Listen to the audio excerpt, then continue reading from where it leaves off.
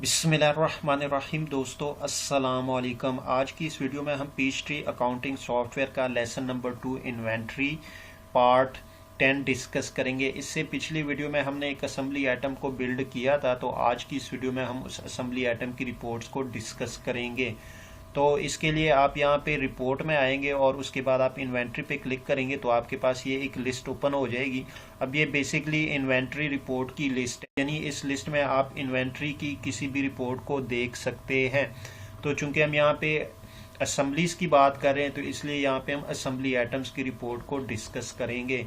तो सबसे पहले हमारे पास जो रिपोर्ट आ रही है वो असेंबलीज एडजस्टमेंट जर्नल है, फिर उसके बाद असेंबली लिस्ट है और तीसरे नंबर पे हमारे पास कंपोनेंट यूज लिस्ट है।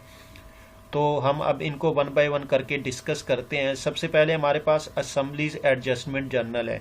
बेसिकली आप जब भी पीचट्री अकाउंटिंग सॉफ्टवेयर में किसी भी असेंबली आइटम को बिल्ड या अनबिल्ड करेंगे तो उसकी ऑटोमेटिकली एक रिपोर्ट जनरेट हो जाएगी जिसको हम असेंबलीज एडजस्टमेंट जर्नल कहेंगे। अब हम इस पर डबल क्लिक करते हैं तो ये देखिए हमारे पास एक विंडो ओपन हो गई।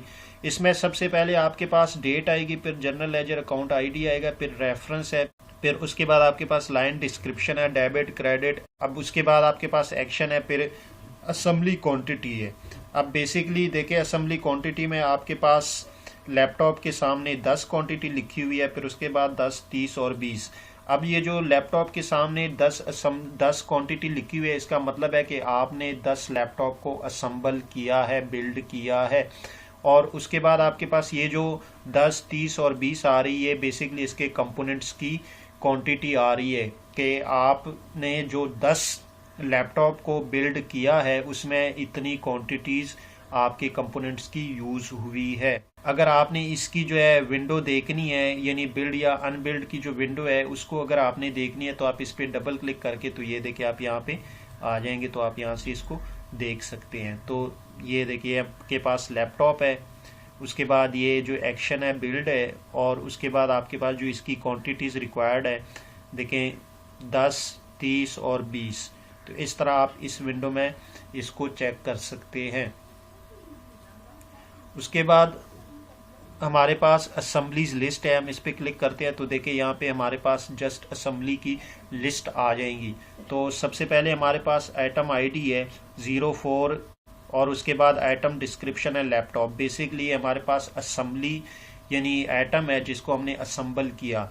उसके बाद हमारे पास इसके कंपोनेंट है कि इस असेंबली आइटम को असेंबल करने में, बिल्ड करने में जितने भी कंपोनेंट्स यूज होंगे वो सारे के सारे यहाँ पे आपके पास आ जाएंगे। तो देखें कंपोनेंट आईडी 01, 02, 03, उसके बाद कंपोनेंट डिस्क्रिप्शन डीवीडी, रैम और रोम, और जो क्वांटिटी नीडेड है यानी आपको एक लैपटॉप को असेंबल करने में जितनी भी इनकी क्वांटिटी नीडेड होगी वो यहाँ पे आपके पास आ जाएगी। तो इस तरह आप असेंबली लिस्ट को भी चेक कर सकते हैं।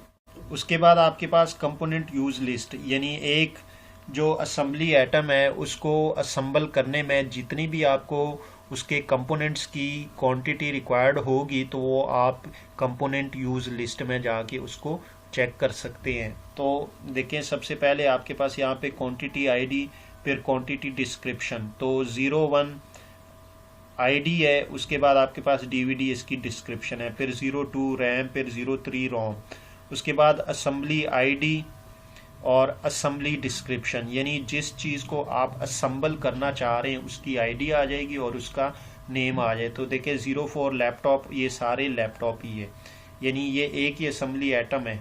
उसके बाद quantity required, basically quantity required से मुराद है कि आप जो असेंबली आइटम को असेंबल करेंगे तो उसमें जितने भी आपके कंपोनेंट्स होंगे उनकी कितनी क्वांटिटी रिक्वायर्ड होगी।